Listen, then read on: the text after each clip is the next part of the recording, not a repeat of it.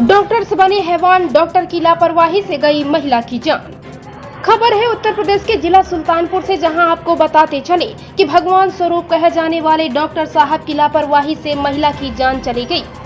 मरने वाली महिला की पहचान ज्योति निषाद पुत्री शिव प्रसाद फतेहपुर संगत थाना गोसाईगंज के रूप में हुई है, जिसकी रात अचानक तबीयत बिगड़ने की वजह से चाचा घनश्याम निषाद अपनी भतीजी ज्योति को लेकर जीवन ज्योति नर्सिंग होम अस्पताल गोलाघाट कस्बा सुल्तानपुर में ले जाकर भर्ती कराया। मौके पर मौजूद डॉक्टर लोग मुआवजा 17,000 रुपए फीस लेकर भर्ती कर लिया और कहे कि मरीज से कोई मुलाकात नहीं कर सकता। चाचा घनश्याम व परिवारजन अस्पताल के बाहर बैठकर मरीज ठीक होने के इंतजार करने लगे। सुबह लगभग 5 बजे उसके परिवार वालों से आकर डॉक्टर साहब कहते हैं कि आपका मरीज मर चुका है। परिवारजन एवं चाचा घनश्याम घबरा गए। भागकर वहां पर गए तो देखा कि मरीज की जान जा चुकी थी और उसका शरीर आत्म विच्छेद पड़ी है और जगह जगह उसकी बॉडी पर चीड़-फाड़ किया गया है। बिना परिवार की सहमति के मरीज का ऑपरेशन किया गया, जिसे देखकर परिवारजन पूछने लगे तो डॉक्टर उन्हें ऊंची आवाज में बोलकर चुप करके बाहर भेज दिया। परिवार के सदस्य बिना कुछ कहे बाहर आकर नगर कोतवाली में सूचना दी। मौके पर पहुंचकर कांस्टेबल ने देखा कि मरीज के डेथ सर्टिफिकेट पर टाइम कुछ और है और हो कुछ और रहा। मुझे पूर्ण विश्वास है कि उस अस्पताल के संचालक एवं डॉक्टर के ऊपर मरीज का तमाम अंगों को निकालने हेतु फर्जी ऑपरेशन करना कि मरीज की हत्या कर दिए जाने की बात कही गई। मौके पर हमारे रिपोर्टर सच जानने के लिए परिवारजनों से मिलकर बातचीत की तो उन्होंने सारी बात इंडिया रिपब्लिक टीम सुल्तानपुर से कहने लगे। अब देखना है कि शासन प्रशासन इस महिला को न्याय दिलाता है या नहीं। तब तक देखते रहिए India Republic Sultanpur. India Republic news के लिए अबरार हुसैन के साथ मनोज सिंह की खास रिपोर्ट। आप सभी देख रहे हैं मेरे पीछे पोस्टमार्टम हाउस है और पोस्टमार्टम हाउस में लोग शायद आप सभी जानते हैं यहाँ पे खेलने के लिए नहीं आते हैं। यहाँ पे बहुत ही दुखद हादसा हुआ है और लोग जब शिकार होते हैं किसी भी हादसे के दुर्घटनाओं के तब वो इस पोस्टमार्टम हाउस में आते हैं और वो भी जिंदा नहीं आते हैं, बोरी में पैक होकर आते हैं। इसलिए कि भाई इस चीज़ को ध्यान में रखते हुए एक हमारे साथ आज हम बहुत ही दुखद हादसे के शिकार पीड़ित व्यक्ति से अब मिल रहे हैं, जिनकी भतीजी यहाँ पे पोस्टमार्टम हाउस में आज आई तो हैं मगर वो बोरे में लिपट कर आई हैं। इसलिए मैं जानना चाहता हूँ, अब आप नाम बताइए। जी मेरा नाम घनश्याम निषाद है। पूरा परिचय बताइए। जी मेरा नाम घनश्याम निषाद है, मैं गोमती नगर का रहने वाला हूँ। और सबसे पहले मैं ये जानना चाहता हूँ कि डॉक्टर साहब ने जो चीरा लगाया है वो किस पर्पज़ से लगाए हैं।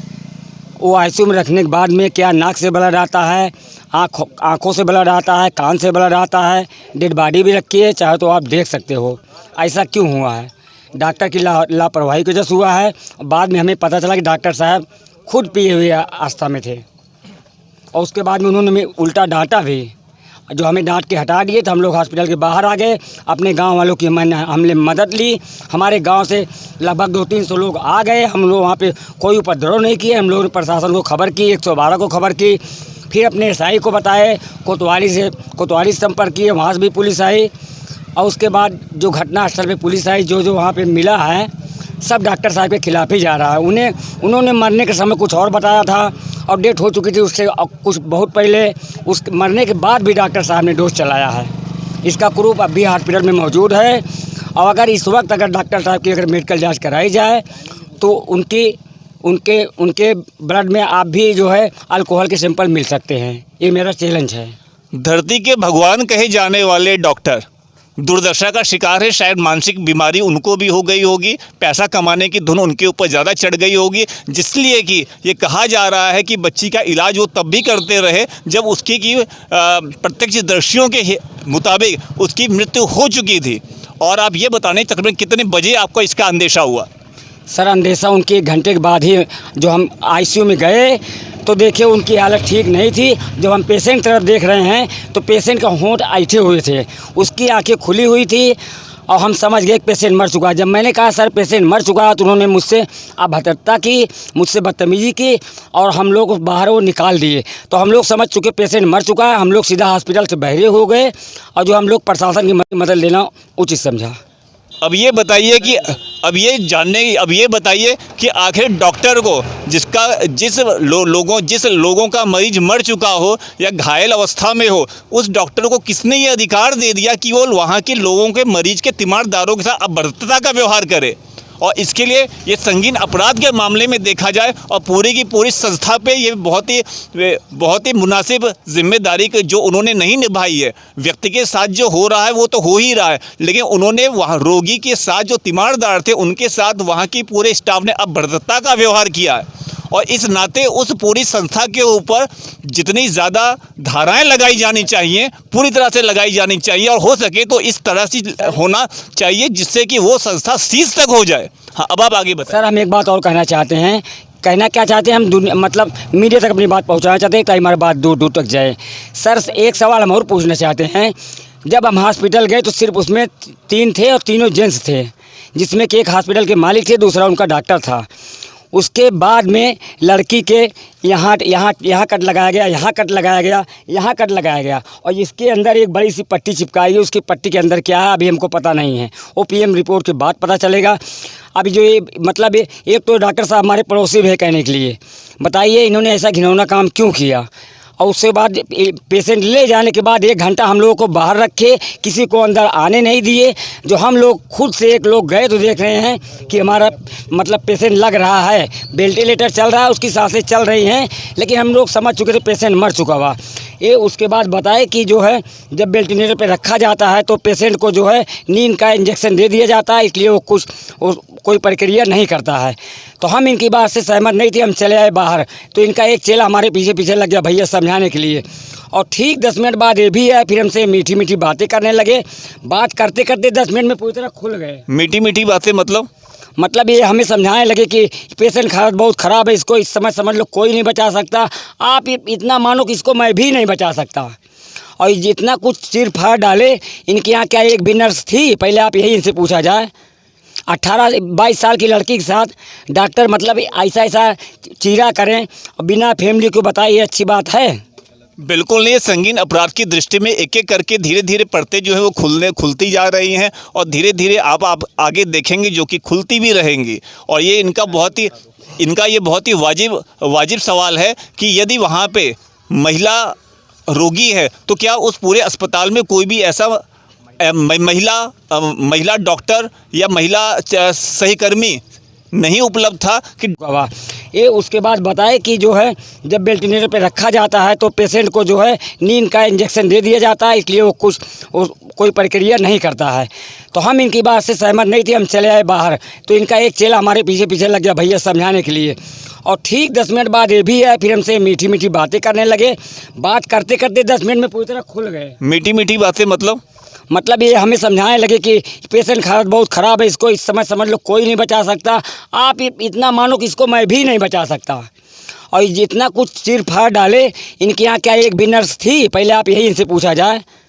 18-22 साल की लड़की के साथ डॉक्टर मतलब ऐसा चीरा करें और बिना फैमिली को बताए, ये अच्छी बात है?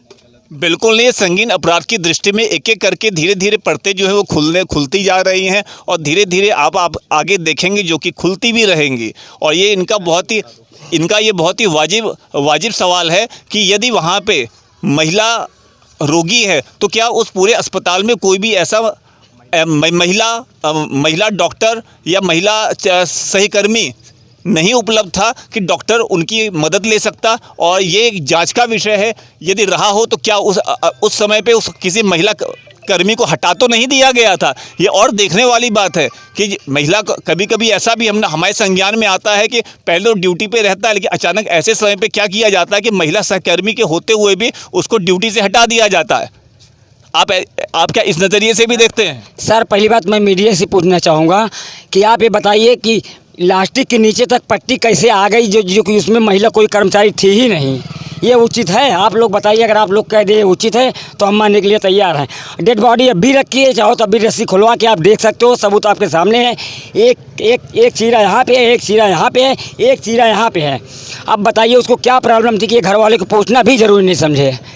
पूरा का पूरा संवेदनहीनता का मामला बनता है, और साथ साथ इन तीमारदारों का जो भी वक्तव्य है हमने लिया है और साथ साथ हम आगे देखते हैं इस केस में, जहां तक गहराई तक दिन प्रतिदिन रिपोर्ट आती रहेगी, हम लोग आगे आगे बढ़ते रहेंगे और आपको लगातार अवगत कराते रहेंगे। हम लोग किसी दूसरे चैनल की तरह से यहाँ पे खाली बिट और बाइट लेने के लिए नहीं आए हैं। हमने एक लड़ाई, एक मुहिम शुरू की है जिससे कि अंत तक उस बच्चे को न्याय मिले। और इस समय में सिर्फ दो ही मुकदमे हम पीछे होंगे, या तो उनके साथी जो आज कह रहे हैं कि ऐसा ऐसा हो गया है, यदि वो कल को अपनी बात से हटते हैं, अन्यथा उनकी हर जायज़ हर बात को जो है लगातार लोगों के बीच में मीडिया के द्वारा और हमारे न्यूज़ चैनल के द्वारा आप हमेशा लगातार पाते रहेंगे। धन्यवाद। मनोज सिंह, सुल्तानपुर से।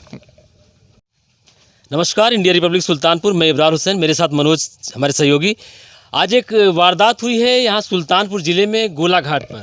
तो गोलाघाट का जो अस्पताल है उसका नाम है जीवन ज्योति, जहाँ पर एक 12 से 15 साल की बेटी है, जो कि 22 साल की जो बेटी है जिसकी डेथ हुई है।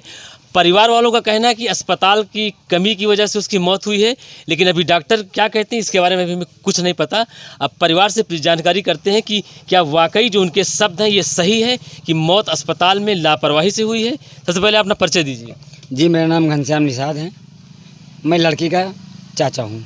क्या लगता है आपको, अस्पताल में जो आपकी भतीजी भर्ती थी, अस्पताल की लापरवाही से ही मौत हुई है? सर, लापरवाही नहीं, बहुत बड़ी लापरवाही हुई है। हमें तो लग रहा है वो लोग जानबूझकर ही मार दिए हैं। नहीं, क्यों जानबूझकर? क्या लगता है वो किस बीमारी को लेके आप गए थे?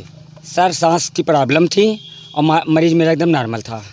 डॉक्टर साहब से उसने पानी भी मांग के पिया, तब उसको वो स्ट्रेचर पर लेटा के अंदर ले गए। नॉर्मल मरीज को अस्पताल क्यों ले गए भाई आप? सर, असल बात में हमारा मरीज़ कल लखनऊ के लिए मंत्री जी के सिफारिश पे एक ट्रामा सेंटर में एडमिट होने वाला था और मेरी आर्थिक स्थिति उस समय ठीक नहीं थी। तो मैंने सोचा जब इतना पैसा यहाँ लग गया है तो घर के सामने का हॉस्पिटल है, लाइफ में डलवा दें। भाई, ट्रामा सेंटर आदमी तभी ले जाता है जब सुल्तानपुर से उसको रिफ़र किया जाता है। तो किसने रिफ़र किया था आपको वहाँ ले जाने के लिए? हमको देखिए, जब हमें जिला अस्पताल से रिफ़र किया गया था। तो मतलब इसका मतलब केस काफ़ी भारी, मतलब कि डिफ़िकल्ट था, मतलब काफ़ी डिफ़िकल्ट था। और उस केस में जो है आपको जी केस भारी नहीं था। हम जानबूझ के मतलब ट्रामा सेंटर ले जाना चाहते थे। वहाँ हमारा रिलेशन था, कम पैसे में हमारा इलाज हो जाता। वही हम यहाँ 2 महीना भटक के हमारा 10 दिन पैसा ख़त्म हो जाता। वहाँ मतलब बीमारी काफ़ी दिनों से चल रही थी? जी नहीं सर, एकदम हल्की बीमारी थी, 3 दिन की बीमारी है बस। तो भाई, सर्दी जुकाम में तो आप ट्रामा सेंटर ले नहीं जाएंगे? नहीं सर, उसका जो है आज थोड़ा से उसको जुकाम आया, दूसरे दिन सांस लेने में थोड़ा दिक्कत हुई, तीसरे दिन वो सांस लेने में उसको थोड़ा ज़्यादा दिक्कत होने लगी। जी जी। तो उसके बाद में हम लोग उसको तुरंत ले जाके अस्पताल में कितने बजे मौत हुई है यहाँ पर? सुबह सर 4 बज के कुछ मिनट पे हुई। हम उस वक्त सर घड़ी नहीं देखी। ये लड़की के चाचा हैं, इनको जानकारी अभी थोड़ी कम है।